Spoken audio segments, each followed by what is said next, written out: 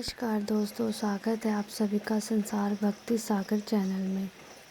दोस्तों, सावन के महीने में अगर आप ये चीज़ें करते हैं तो आपके ऊपर भगवान शिव की कृपा बनी रहेगी। आप पर कभी भी धन की कमी नहीं होगी।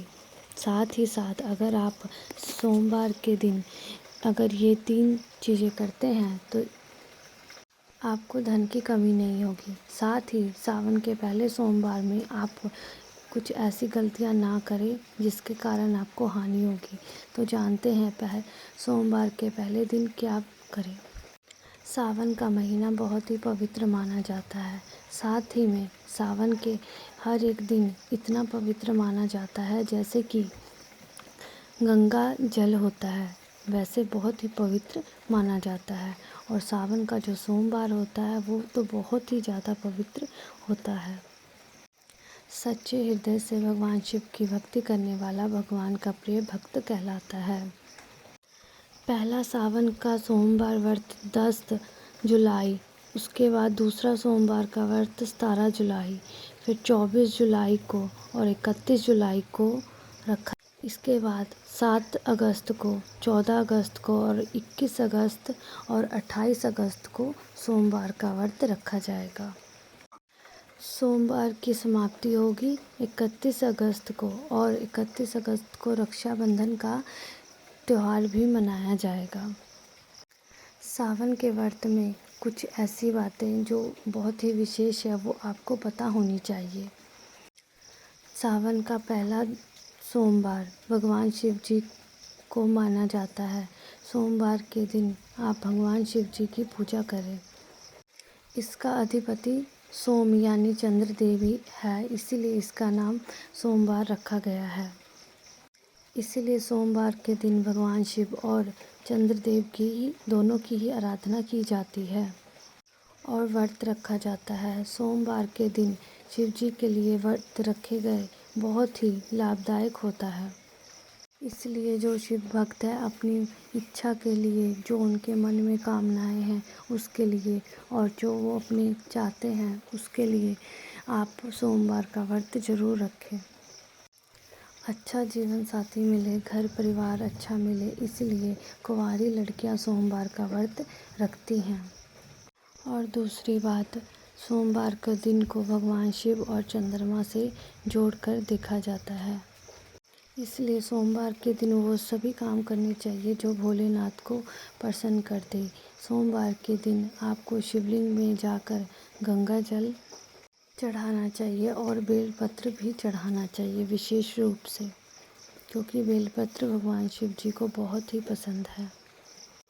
भगवान शिव को चंदन का लेप लगाना चाहिए और आटे की पंजीरी भी चढ़ाना चाहिए। रात्रि में चंद्रमा को अर्घ भी अवश्य ही देना चाहिए। इससे जीवन में सुख, समृद्धि और धन की प्राप्ति होती है। भगवान शिव को सफ़ेद चीज़ें बहुत ही पसंद है, इसीलिए आपको दूध, दही, सफ़ेद फूल भगवान शिव को अर्पित करना चाहिए और भगवान शिव को सफ़ेद वस्तु का ही भोग लगाकर स्वयं ही सफ़ेद चीज़ों का भोग लगाएं। इससे आप पर शिव जी की कृपा अवश्य ही बरसेगी। सोमवार के दिन सफ़ेद वस्त्र धारण करना चाहिए, बहुत ही शुभ माना गया है। सबसे महत्वपूर्ण बात, सोमवार के दिन अगर आप बाहर जाते हैं तो उससे पहले आप आईना ज़रूर देख लें। आपके काम बिना रुकावट के पूरे हो जाएंगे। कुछ ऐसे काम हैं जो हमें सोमवार के दिन ही करने चाहिए, पर कुछ ऐसे भी काम हैं जो हमें सोमवार के दिन नहीं करने चाहिए। सबसे पहली बात तो ये है कि सोमवार के दिन काले कपड़े पहनकर शिव मंदिर में ना जाए। इससे भगवान शिव जी नाराज़ हो जाते हैं और काले रंग के कपड़े कोई भी पूजा या धार्मिक स्थल पर पहनकर ना जाए। महिलाओं को सोमवार के दिन बाल भी नहीं धोने चाहिए, इससे गहरा असर पड़ता है। सोमवार के व्रत में व्रतधारी को नाशपाती को नहीं खाना चाहिए, क्योंकि वो शुभ नहीं माना जाता है। सोमवार के दिन मांस का खाना वर्जित है। सोमवार के दिन शिव जी का व्रत करना चाहिए और दूध दही ये सब चीज़ें खानी चाहिए। सोमवार के दिन किसी का भी अपमान ना करें, इससे माता सरस्वती का अपमान होता है। कहा जाता है शिव जी की पूजा के साथ ही नंदी महाराज की पूजा भी जरूर करनी चाहिए। शिव जी पशु प्रेमी हैं, इसलिए 4 पैर वाली माता यानी कि गौ माता की पूजा जरूर करें। सोमवार के दिन गौ माता को कुछ न कुछ जरूर खिलाना चाहिए, इससे व्रत पूरा माना जाता है। ध्यान रखें, सोमवार के दिन भगवान शिव को केतकी का फूल, कुमकुम, तुलसी के पत्ते, कटे फटे बेलपत्र या खंडित चावल बिल्कुल भी भूल कर ना ही चढ़ाएं। उस दिन शिव मंदिर में जाएं और ओम नमः शिवाय का जाप करें।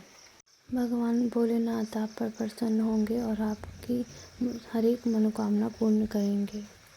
इससे आप जानते हैं कि सोमवार के व्रत में ये फल नहीं खाना चाहिए।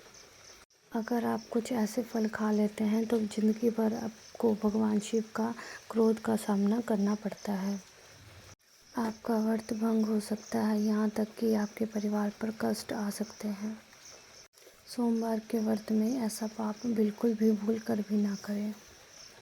कहा गया है कि जो व्रत करता है उसको उधार मांगकर फल आदि नहीं खाना चाहिए, इससे पाप लगता है और व्रत अधूरा रह जाता है। सोमवार का व्रत हो या इसके अलावा कोई और व्रत हो, पड़ोसियों से मांगकर फल आदि नहीं करना चाहिए। व्रत में उधार मांगकर खाने से व्यक्ति का व्रत झूठा हो जाता है। व्रत वाले दिन चुगली आदि नहीं करना चाहिए, उधार मांगकर नहीं खाना चाहिए, किसी का अपमान नहीं करना चाहिए। अगर आपको कोई ऐसे देता है अपनी तरफ से तो आप खा सकते हैं, पर आपको उधार मांगकर बिल्कुल भी नहीं खाना है। इससे पाप लगता है और व्यक्ति की पवित्रता खत्म हो जाती है। सोमवार का व्रत हो या सावन का व्रत हो, आपको नाशपाती नहीं खाना चाहिए, क्योंकि इसका नाम ही नाशपाती है, इसीलिए आपको ये फल नहीं खाना चाहिए। व्रत आदि को छोड़कर आप ये फल किसी भी दिन खा सकते हैं। जिस दिन आपका व्रत हो उस दिन नाशपाती का सेवन नहीं करना चाहिए। साथ ही में भगवान को नाशपाती नहीं चढ़ाना चाहिए। कुट्टू या सिंघाड़े का आटा खाने से भी आपका व्रत टूट सकता है। जो पहले का पड़ा हुआ आटा होता है, अगर वो आप खाते हैं तो उसमें पहले से कीड़े लग जाते हैं, जिसके कारण आपको कई बार दिखाई नहीं देते हैं, और अगर वो आप खा लेते हैं तो आप मांस का सेवन करते हैं, जिसके कारण आपका व्रत टूट जाता है। व्रत में ताज़ा आटा खाना चाहिए, लंबे समय से पड़ा हुआ आटा बिल्कुल भी ना खाएं। दोस्तों, अगर इस पावन महीने में अगर आपको ये 5 संकेत मिल जाते हैं तो पता चल जाता है भगवान शिव जी आपसे कितना प्रसन्न है और आपको धनी होने से कोई भी नहीं रोक सकता है। नंदी महाराज भगवान शिव को बहुत ही प्रिय है। उनका भगवान शिव का द्वारपाल भी कहा गया है और उनको ज्ञान और बुद्धि प्रतीक माना गया है। मंदिर में भी आपने देखा होगा नंदी महाराज पहले होते हैं।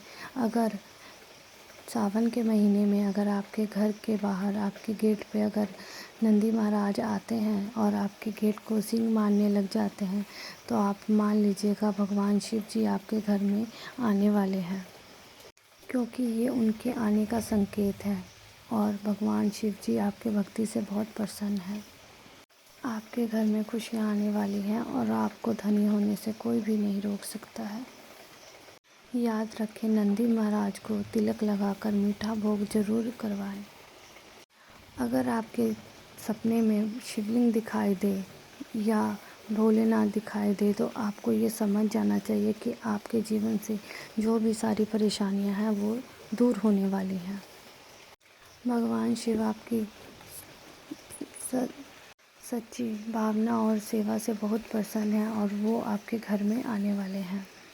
ऐसे में आपको जो परेशानी है भगवान शिव सारी दूर कर दें। और आप ध्यान रखिएगा, आपके घर में शिव जी आने वाले हैं तो अपने घर को गंदा बिल्कुल ना रखें, उसको साफ़ सुथरा रखें।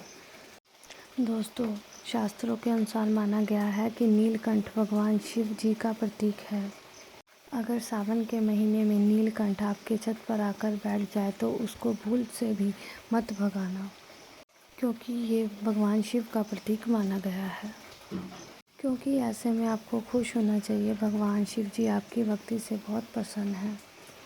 शास्त्रों में बताया गया है कि नीलकंठ अगर आपके छत पर आकर या आपके घर में बैठ जाए तो भगवान शिव जी के आगमन का संदेश लेकर आया है और अब आपके बुरे दिन जाने वाले हैं और आपके अच्छे दिन आने वाले हैं। कहा जाता है भगवान राम जी ने भी इस पक्षी के ही दर्शन करने के बाद रावण की हत्या की थी। कहा जाता है कि सावन के महीने में अगर अचानक ही आपके घर में काला सांप निकल आए तो बहुत ही शुभ माना गया है।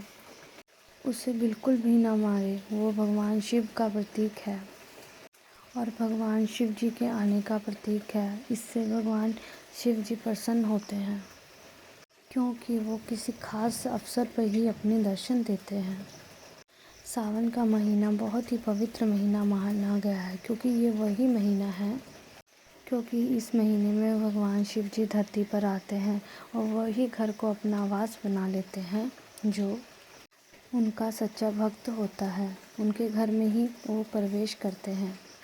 कहा जाता है कि सपनों में नाग नागिन का शिवलिंग में होना बहुत ही शुभ माना गया है। ये घर में शिव के आने के संकेत हैं। कहा जाता है कि सावन के महीने में अगर आपको डमरू की आवाज़ और घंटियों की आवाज़ अगर सुनाई दे तो ये बहुत ही शुभ माना गया है। इसका अर्थ है भगवान भोलेनाथ आपसे बहुत प्रसन्न हैं और आप जल्द ही आपके घर में प्रवेश करने वाले हैं। तो इसीलिए अपने घर में भगवान शिव के आगमन की तैयारी कर दीजिए और भगवान शिव जी आपके घर में आए और आपके सारे दुख तकलीफ़ों से आपको दूर करें। तो ये बातें आपको ज़रूर ध्यान में रखनी चाहिए। तो बोलिए ओम नमः शिवाय, हर हर महादेव, महादेव, महादेव, महादेव, महादेव।